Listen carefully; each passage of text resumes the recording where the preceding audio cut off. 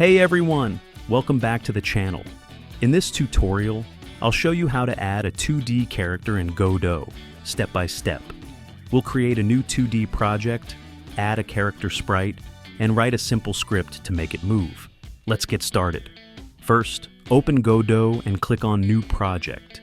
Give your project a name, choose a folder, and click Create and Edit. Godot will open your project automatically.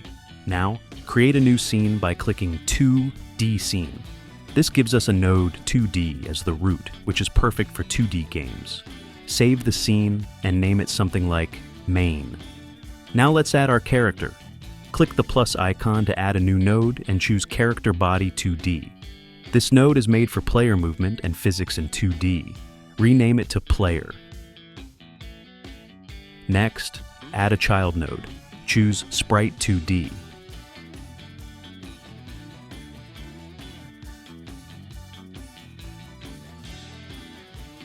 In the inspector, load your character image into the texture property.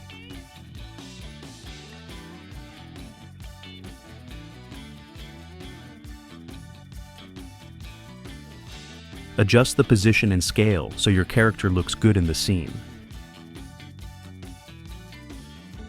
Now add another child node to Player. Choose Collision Shape 2D.